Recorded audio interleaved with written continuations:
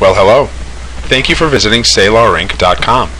In today's very brief online session, we will be reviewing Salar's Advanced Physician Clinical Documentation System, Team Notes, and a complementary application ideally suited for clinical documentation review specialists or nurse coders. That application is called Team Query. So let's get started. What you see on the screen at the moment is Salar's Advanced Physician Clinical Documentation System, Team Notes.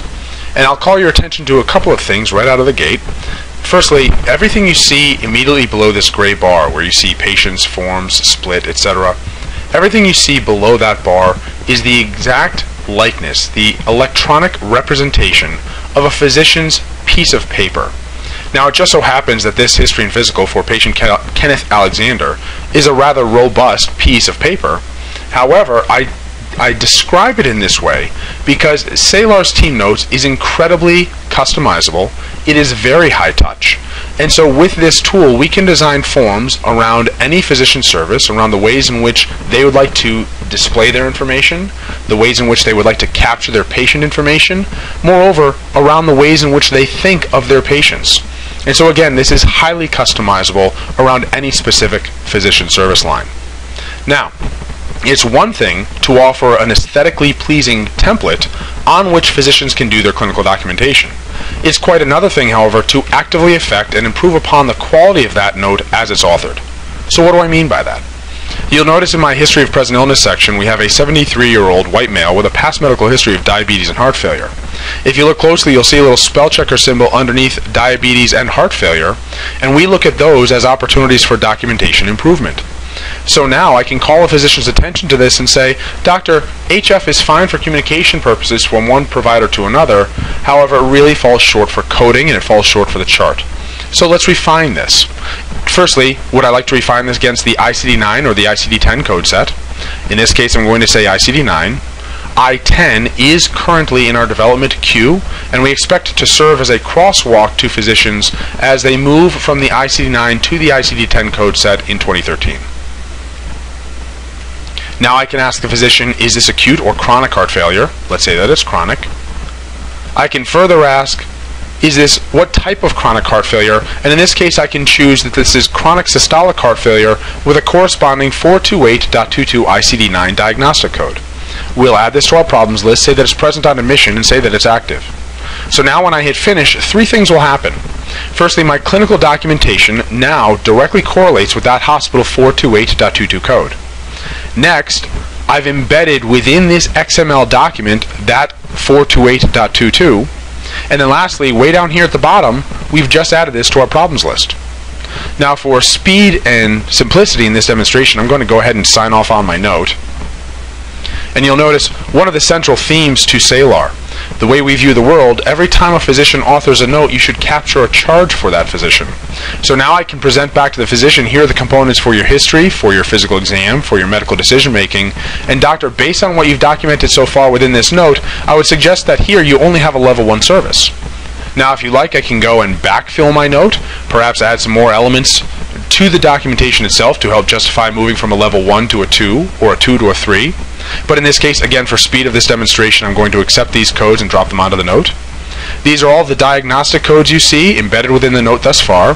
Here's my 99221 physician pro-fee billing code. That'll be routed to the physician billing system for them automatically. Now, I've tripped off a PQRI quality survey. And so I can ask the physician, in this case, did I discuss an advanced care plan with the patient? And in this case, I'm going to say no, that I haven't. But in a similar style pop-up, you can imagine capturing hospital-based quality or core measures as a natural extension of the documentation itself. Now I can sign off on this form electronically. I can print off a copy on the unit floor if I like. And now I'm done. From the physician's perspective, again, they've signed off on their own electronic form. It's the same form they've been working with for many years now, but we've migrated that over to an electronic platform and enhanced the quality of that documentation as it had been authored.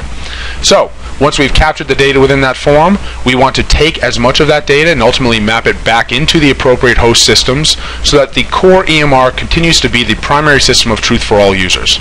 We are not here to replace the EMR, we are an overlay or a complement to that system, and simply a better tool for the job when it comes to physician clinical documentation.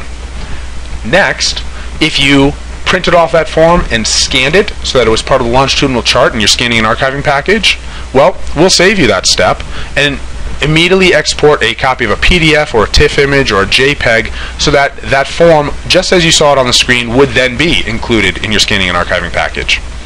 And then lastly, all of the codes. The hospital diagnostic codes are ultimately made available so an end coder can create and manage a working DRG, while the physician professional service fee codes are ultimately posted to a physician billing system, and again, that happens automatically as soon as the physician has signed off on the note. Now, I'm going to change gears, and you'll notice what's on the screen now is our concurrent clinical documentation review inbox called Team Query. And as you see, patient Kenneth Alexander, has been boldened, and here's why. As soon as the physician has signed off on that history and physical, that history and physical is made available to your CDI team to review and submit queries against in real time. So now when I open this history and physical, you'll see that I can now review that piece of documentation, and we'll notice chronic systolic heart failure has been updated on the form, which is wonderful. However, diabetes in this case was left untouched. And so this is a mechanism through which CDI specialists can now submit a query to the physician and say, "Doctor, could you perhaps be a little more specific for diabetes? Is it type 1 or type 2?